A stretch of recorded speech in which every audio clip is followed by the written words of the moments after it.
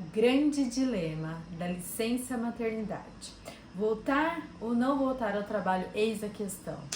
A maioria das mulheres, principalmente mães do primeiro filho, passam por este sofrimento emocional pós-licença maternidade. O que eu vou fazer? Como que eu vou voltar ao trabalho? Como eu vou deixar o meu filho?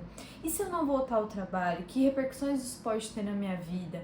O desejo, muitas vezes, ele acaba sendo muito grande para abandonar o trabalho e passar o tempo integralmente com o filho, né, se dedicando integralmente ao bebê e não mais uma boa parte do dia ao trabalho. Essa decisão ela é extremamente pessoal e particular.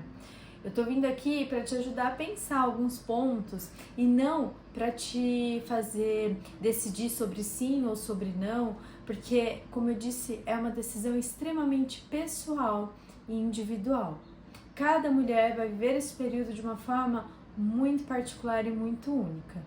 É importante considerar algumas questões muito individuais. Qual que é a sua prioridade neste momento da sua vida? A questão financeira, como que está a sua organização financeira, se você deixar o trabalho ou não, como é que você e sua família vão lidar com isso? Apoio familiar, você tem apoio familiar? Você tem suporte? De que forma que você pode se organizar pelo sim ou pelo não, por ficar ou não ao trabalho? De que forma que isso pode ter influência sobre você? E se há disponibilidade de cuidados adequados ao seu bebê. Você já buscou creche? Já buscou apoio familiar? Uma babá? Enfim, ou não, para você a prioridade agora é se manter com o seu filho. Uma coisa importante, não deixe para decidir isso quando a sua licença maternidade estiver acabando, né? Porque você está muito ali envolvida emocionalmente com o seu bebê.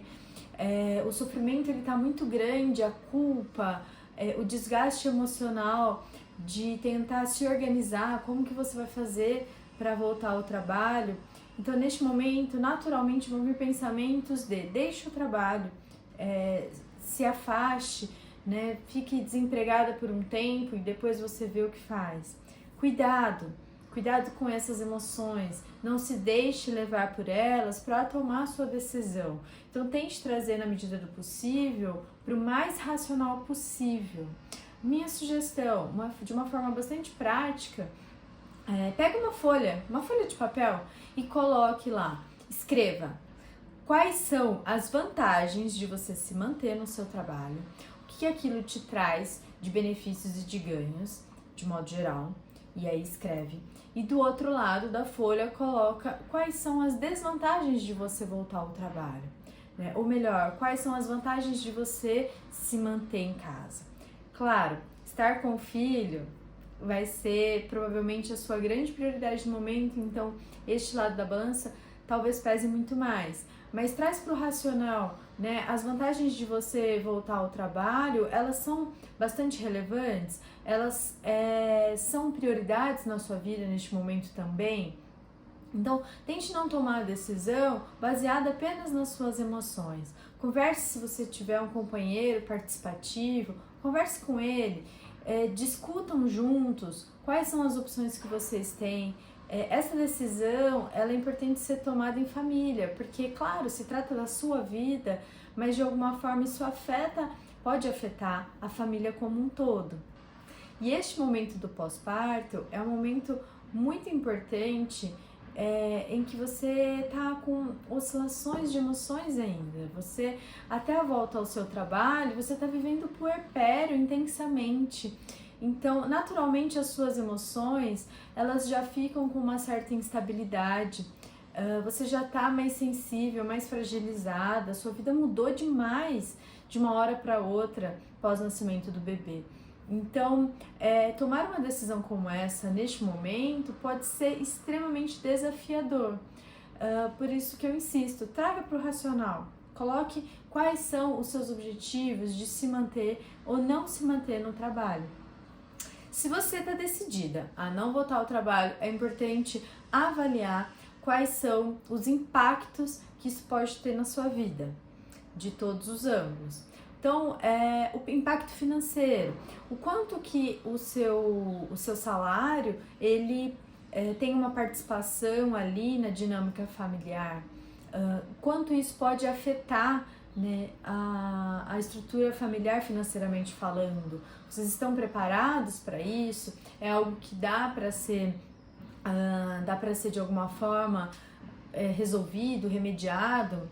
Isso é importante. Avaliar também qual vai ser o impacto na sua carreira a médio e longo prazo. Esse é um ponto importante também. Qual que é a prioridade que a sua carreira tem na sua vida, ou tinha na sua vida antes do nascimento do seu bebê? Aonde você deseja alcançar? Aonde você deseja chegar? Quais são os seus objetivos profissionais? E aí, eu acho que fica mais fácil compreender quais são os seus desejos em relação a se manter ou não neste emprego. Então, não se trata apenas e exclusivamente da questão financeira, mas também dos seus objetivos profissionais, dos seus sonhos.